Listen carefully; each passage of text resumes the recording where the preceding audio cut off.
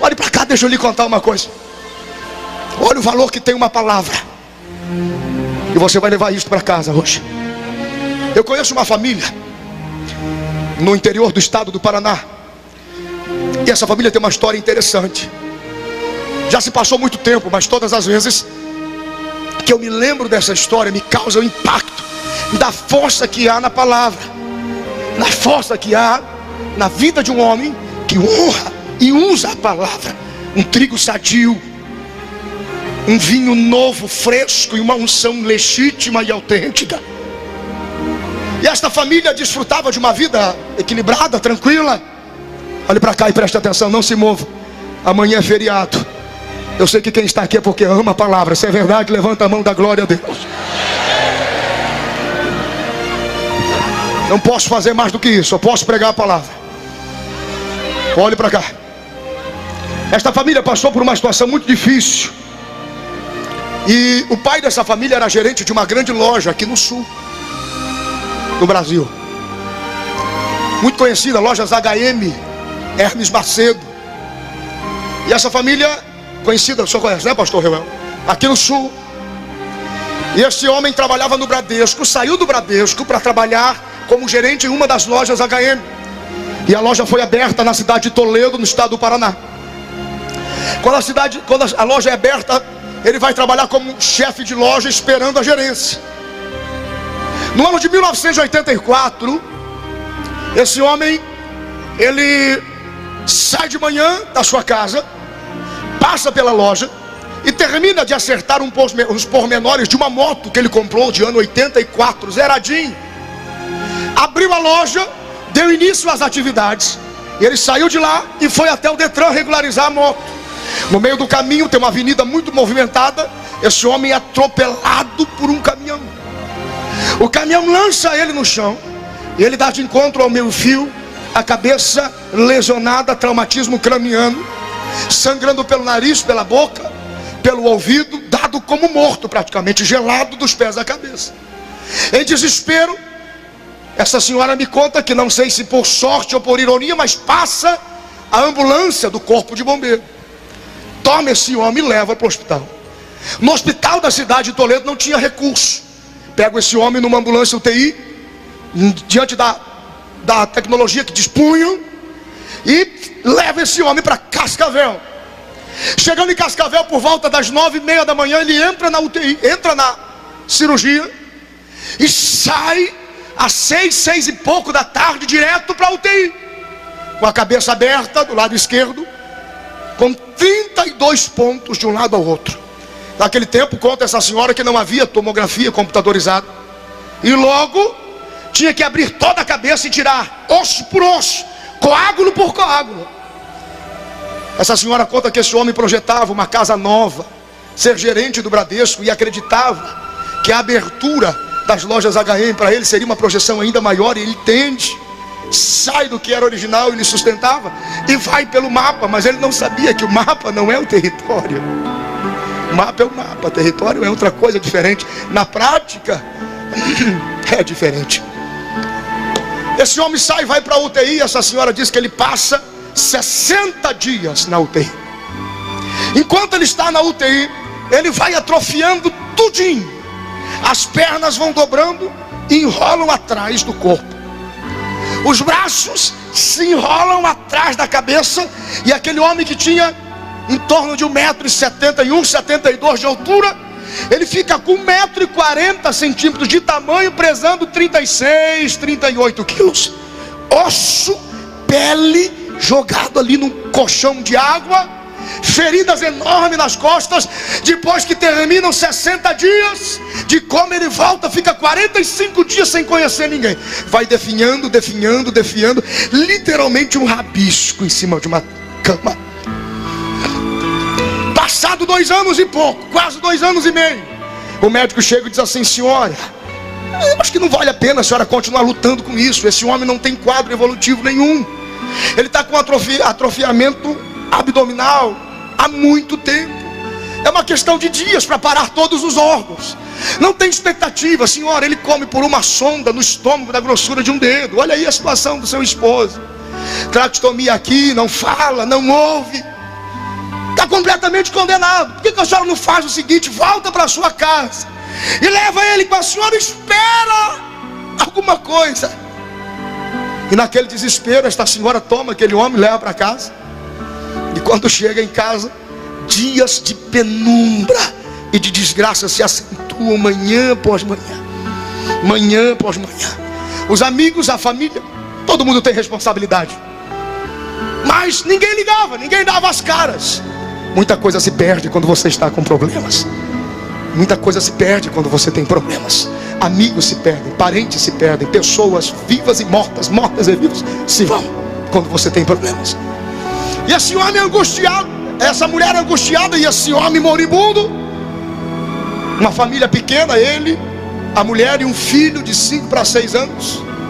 Passando o tempo, ela foi tomada de um desespero, uma depressão profunda, e não sabia mais o que fazer. Até o dia em que ela se levantou pela manhã e colocou na mente e no coração: vou resolver isso. Ela ouvia uma voz que dizia para ela: isso é vida para ser vivida? É assim que você quer terminar? Moribunda, com um homem largado, um rabisco sem ninguém? E a voz dizia para ela assim: olha, se você é inteligente, dá um jeito nessa vida. E ela perguntava para a voz que falava com ela: mas o que é que eu faço? Tira a sua vida, e antes que a morte lhe mate, faça isso você, e prove que pelo menos assim você foi mais inteligente que a morte. Antes que a morte mate o seu marido, mate ele e você, e diga que este prazer a morte não vai ter, porque quem vai matar é você. Antes que a morte mate você, mate, faça isso você mesmo, porque este é o sentimento que o suicida tem. O suicida não quer se matar, ele quer matar o que está matando ele. Ele quer matar o que está desgraçando com ele, e ele acaba morrendo por isso no desespero.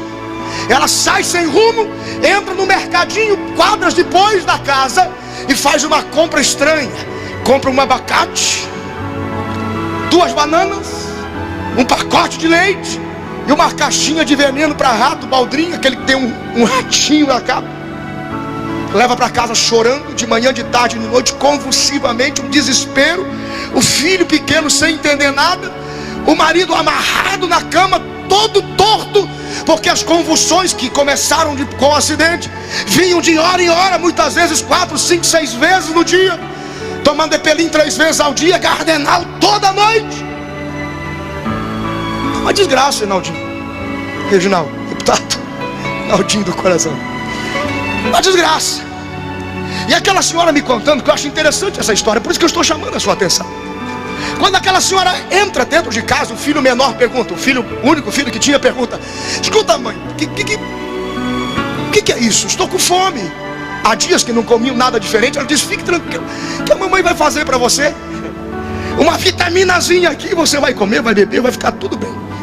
E ela conta que chorando, desesperadamente em prantos. Quando são mais ou menos 11h30 da noite, que era o último horário da refeição daquele homem, ela se levanta, prepara o liquidificador, mistura o abacate, mistura a banana, coloca o leite e coloca o veneno para rato, baldrinho e bate.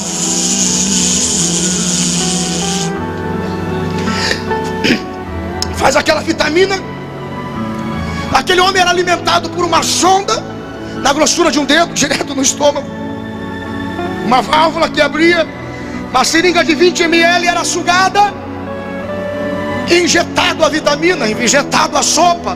Não podia ser quente demais, porque queimava o estômago, nem frio demais, porque empedrava. Convulsão, praticamente de hora após hora. Aquela mulher se levanta às 11h30 da noite, em prantos. Ela enche 2 copos com a vitamina envenenada, pega uma seringa de 20 ml e suga a vitamina. Quando ela senta do lado daquele homem, o homem começa a se agitar além do normal. E não era convulsão, era uma agitação anormal. O menino que estava sentado aos pés da cama disse assim para a mãe, para a irmã: mãe, o pai está muito agitado. Por que a senhora não liga o radinho? Liga o rádio da cabeceira da cama. Aquela senhora havia descoberto que quando ela ligava o rádio, aquele homem conseguia ouvir, chamava a atenção dele o rádio, e aí ele parava para ouvir o rádio e ficava quieto e recebia alimentação. A mãe, quando foi injetar, abriu a válvula para injetar, ela parou, estendeu a mão e ligou o rádio. Quando ela ligou o rádio, a programação secular normal terminava e começava uma programação de fundo, uma nova programação, e tinha como fundo uma faixa musical.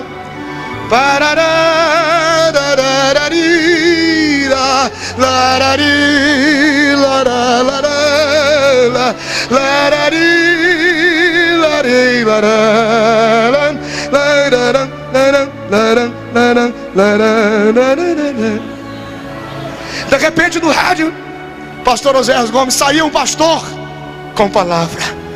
A saudação dele já era assim: povo de Deus, povo da paz, povo do amor e da esperança, muito boa noite na paz do Senhor. Está começando agora um culto no seu lar, e eu tenho uma palavra de Deus. Palavra, trigo.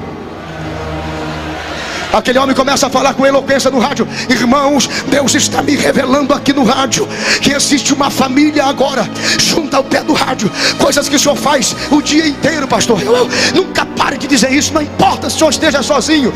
Mas ele disse: existe uma família junto do rádio agora, que está no leito de enfermidade, um homem doente sobre a cama, e Deus me revela uma mulher com intenção de tirar a sua vida. Deus me revela uma mulher com intenção de matar o seu esposo e de matar esta criança pequena que está do seu lado. Eu convido aos crentes de Toledo, no Paraná, agora, que dobrem os seus joelhos comigo e comecem a orar. E ele começa a orar: espírito de morte, sai, sai dessa casa, sai dessa família agora, porque Jesus Cristo veio, senão para desfazer as obras do diabo. Espírito de morte, sai. Espírito do assassino, sai. Espírito da desgraça, sai. Espírito do túmulo aberto, sai. Espírito da cova aberta, saia. E ele começava, pastor Luiz Antônio: em nome de Jesus Cristo, em nome de Jesus Cristo, a palavra, o verbo, em nome de Jesus Cristo, em nome de Jesus Cristo, em nome de Jesus Cristo. A palavra é o verbo, o trigo vivo, o pão vivo que desceu do céu.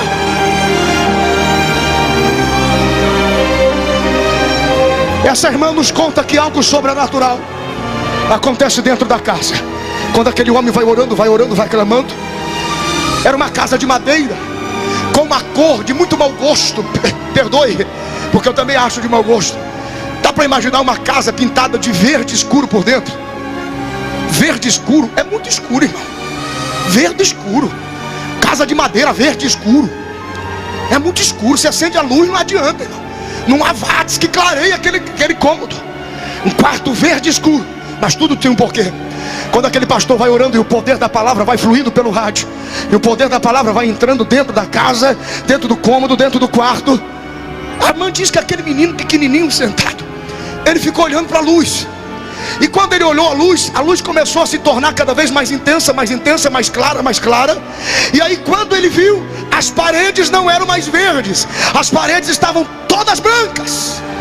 A casa estava clara pela glória de Deus que estava dentro do quarto.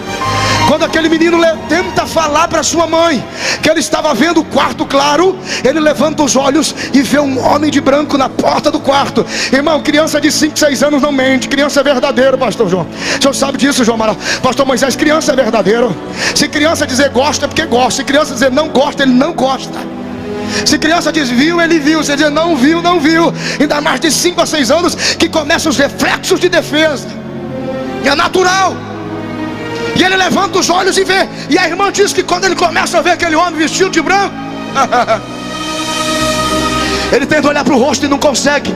Muitas vezes mais forte do que esses holofotes. Diga-se de passagem, o pastor Takayama tem uns holofotes que ilumina até a alma da carreta dele. Ou trem forte aquele negócio, aquela luz. Escuta, ele não conseguia olhar para o rosto. Ele tentou chamar a atenção, e aquele homem sai da porta, e ele vê apenas um homem andando para lá e para cá. na sala de casa. Ele mal andava, ele flutuava com as mãos estendidas para trás, e havia um movimento suave. Ele consegue tocar o ombro da mãe. Quando ele troca o ombro da mãe, ele diz: mãe, tem um homem vestido de branco dentro da sala de casa, e eu acho que ele está doente igual o pai, porque as mãos deles e os pés deles estão vertendo sangue a tuas feridas. As mãos estão feridas, os pés estão feridos. Por isto Jesus se manifestou para desfazer as obras do diabo. Pastor Carlos Quintanilha, por isso ele se manifestou. Quando ele disse para a mãe, tem ferida nos pés, tem ferida nas mãos, a mãe levou um susto. Os 2 copos de vitamina envenenada, pastor Reuel, que estava no criado, parece que saltaram para cima, trincaram na parte de baixo. Eu acredito em sobrenatural. Quem ora sabe o que é isso. Quem usa a palavra sabe o que é isso. Sobrenatural existe. Eu estou falando com homens que vivem o sobrenatural de Deus. O copo trincou embaixo, a vitamina começou a vazar, e a seringa que estava na mão daquela irmã, ela trincou. Pastor Reuel, a vitamina escorreu pela mão. Ela gritou, disse: não!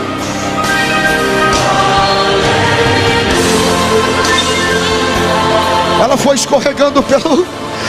escorregando pela cama. Essa irmã disse que caiu de joelho. Na hora que ela caiu de joelho, ela falava em voz baixa: Deus existe, Deus existe, e se lembrou de mim. Deus existe, e se lembrou da minha casa. E o menino perguntava: como é que a senhora sabe? Esse homem aí do rádio, conhece ele? Amanhã eu vou descobrir o endereço de Deus e vou na direção dele. Querido, quando uma igreja está viva, quando uma igreja está cheia de Deus, as pessoas correm para ela, as pessoas procuram o endereço. Aonde é o endereço de Deus? Aí está o endereço de Deus. A sua vida, a sua família, a sua igreja.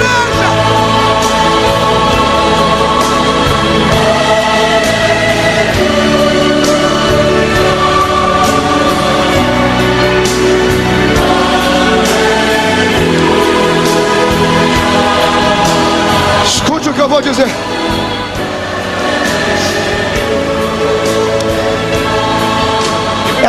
Essa irmã sai de manhã. Estou terminando o testemunho. Essa irmã sai de manhã e procura o endereço de Deus. Ela chega numa casa, uma casa de oração, uma igreja. Irmãs do ciclo de oração estavam orando, e ela achou engraçado. Umas oravam de pé, outras de joelho dobrado, outras com o rosto no chão. Outras profetizavam, outras corriam, outras saltavam, outras aplaudiam. Havia uma confusão, ela não entendeu. Mas quando ela entrou dentro da casa, ela disse assim: se Deus está aqui, se essa é a casa dele, eu quero um sinal. Ela olhou, era de manhã bem cedo, o sol já estava forte, mas todas as luzes da igreja se tornaram fortes, claras, incandescentes, brilhavam como se fosse cada uma das lâmpadas um sol. Ela disse: Deus está aqui, aqui é a casa de Deus. A irmã do ciclo de oração se levanta, vai na direção dela e diz assim: minha filha, porque deste crédito à minha palavra, digo eu para ti o Senhor, e aprenda agora a ouvir a minha voz. Não sabes tu que foi eu que entrei dentro da tua casa ontem à noite, pastor William? Eu entrei dentro da sua casa ontem à noite. Foi eu quem toquei aquele homem, toquei todos os ossos do seu corpo, nervos, carne por completo. Filha, assim digo eu para ti: levanto aquele homem da morte agora, coloco ele de pé e bem vivo ao seu lado, mas faço contigo um negócio. Aquela criança, aquele pequeno, não te pertencerá mais, porque nasceu para a minha obra, nasceu para a minha causa. Vai ter dias em que você vai querer passar o Natal com ele, Um domingo com Ele não é mais seu. Quando você chegar em casa, se despeça dele, porque eu estou tomando para mim, para crescer na minha casa, diz o Senhor. A irmã diz que caiu de joelho. Quando ela cai de joelho para dizer a frase meu Deus, ela não consegue dizer meu Deus. Jesus a batiza com o Espírito Santo e ela começa a falar em línguas estranhas pela primeira vez. Enquanto isso, lá na casa, o menino estava cuidando do pai. De repente bate na porta. Quando ele corre para abrir a porta, era o vereador da cidade, senhor José Pinto de Andrade. Quando ele abre a porta, o menininho olha e diz assim: pois não. E o homem diz assim: a sua mãe está aí. Ele diz: minha mãe não está, saiu. Escuta, eu trouxe umas coisas aqui para vocês. Aonde é que eu posso descarregar? O menino não entendeu, falou: tem uma área no fundo de casa, pode colocar ali. O homem vira o carro, a caminhonetazinha dele, e coloca 1, 2, 3, 4, 5, 6, 7, 8, 9 caixas de compra. Quando ele despeja a última caixa de compra, de dentro da caixa cai uma caixinha de bombom. Quando cai aquela caixinha de chocolate de bombom, aquele menino corre, porque Deus sabe como tratar com as nossas crianças. Aquele menino corre e abraça a caixinha de bombom e diz: isso aqui só pode ser meu. Isso aqui só pode ser meu. Quando ele agarra, pastor Luiz Antônio, na caixinha de bombom, ele olha para o homem e diz assim: tio, quem é que trouxe isso aí para nós? E o vereador disse assim, ele pensa um pouco, olhando para uma criança, 5, 6 anos. Ele pensa um pouco e diz: olha, foi Deus. Deus que mandou isso aí para vocês. E para criança você não dá uma resposta só. Criança é batizada no Espírito. Por quê? Por quê? Por quê? Ah, por quê? Ah, por que não? Ah, por que sim? Ah, por que não dá? Ah, quem é? Por quê? E o menino já mandou. Por quê? Quem é Deus? O homem se confunde, olha para o menino e falou assim: você nunca viu falar de Deus? Você não lembra da cruz? Você não lembra das mãos pregadas na cruz, dos pés pregados? Você não lembra das feridas, das machucaduras? O menino olha e diz assim: ah, eu sei que é Deus, eu sei que é Deus. Aí o rapaz pergunta: mas como é que você sabe quem é que é Deus? Tio, ele esteve aqui em casa ontem à noite. E vou dizer uma coisa para o senhor: ele está muito machucado, mas nessa cruz ele não está mais não. Ele andava para lá e para cá. Ele andava e não tinha cruz. Ele andava e não tinha cruz. Ele andava e não tinha cruz.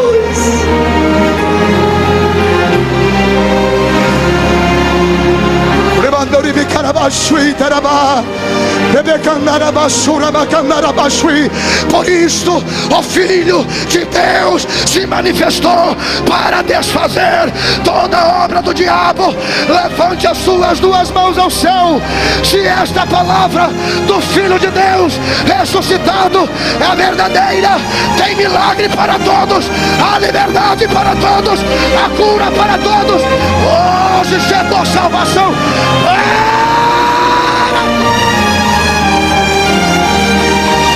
Olhe para cá.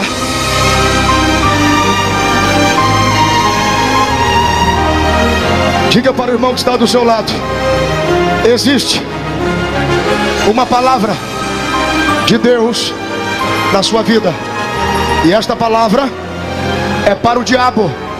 Diga para ele: existe uma palavra de Deus na sua vida, e esta palavra é para o diabo. Diga para ele: ela está escrita debaixo dos seus pés. Comece a usar.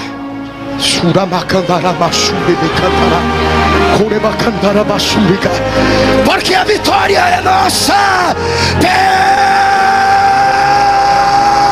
pelo sangue de Jesus. A cabeça venceu, você vence.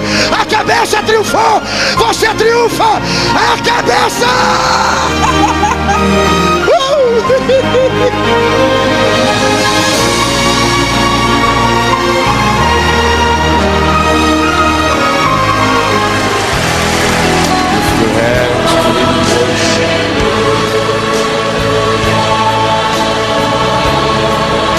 Olhe para cá todos, olhe para cá todos.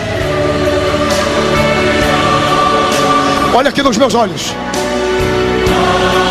Se você é o Filho de Deus, se você é filho de Deus, e se você tem o que Ele diz que você tem, chega de lutar, comece a triunfar.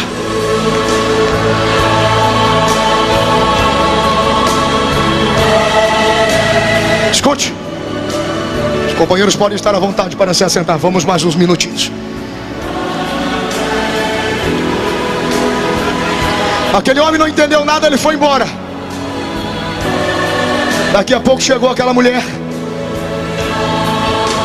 Assustou quando viu aquele monte de compra. Ela veio correndo, dobrou os joelhos, abraçou um pacote de arroz, outro pacote de feijão, e começou a gritar de novo: Deus existe, Deus existe, Deus existe, Deus existe, Deus existe. Aí o menino perguntou assim: mãe, como é que a senhora sabe que foi Deus que mandou? E a irmã perguntou: mas por que, meu filho? Porque eu acho que ele mandou um funcionário dele aqui em casa trazer isso aqui para nós. Ela abraçou o menino, e o menino falou no ouvido dela: mãe, como que a gente diz obrigado para Deus? E a mãe disse: a gente diz assim, ó.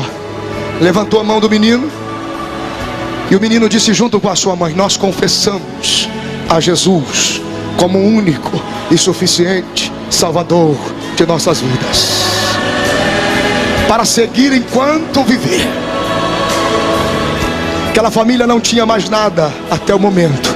Agora tudo que tinha era Deus. Quando você está vazio, tem lugar para Deus. Quando você não tem nada, é lugar do Senhor ali. Quando você tem demais, não tem lugar para Deus. Quando você não tem nada, tem lugar para Deus. Sabe o que é mais interessante? É que quando eu estava vindo para cá, essa irmã ligou para mim de novo e disse assim: filho,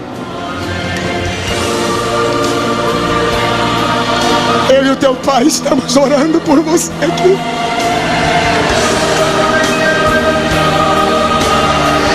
Eu e o teu pai estamos aqui orando por você. A minha mãe está lá em Toledo viva. O meu pai está vivo. E o menino cresceu. Está pregando nos 25 anos dos Gideões. Por isso ele se manifestou para desfazer as obras do diabo. Acabou, acabou, acabou, acabou. Estou aqui, aleluia. Levante a sua mão.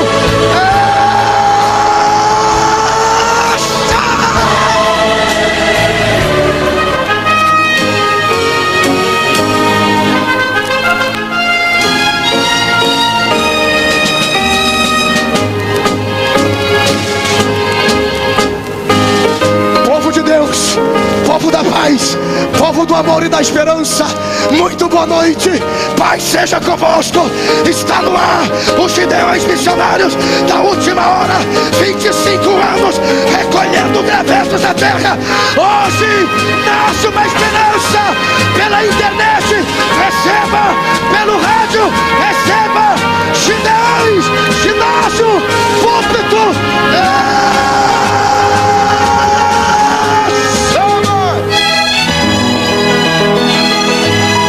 Vida, levante do leito da morte, levante-se para viver. Glorifique ao Senhor, glorifique ao Senhor, glorifique ao Senhor, glorifique ao Senhor. Há uma unção de cura, há uma unção de milagres, há uma unção de poder sobre nós. Quem está entendendo, comece a receber de Deus sobre a sua vida. Comece a receber de Deus sobre a sua vida.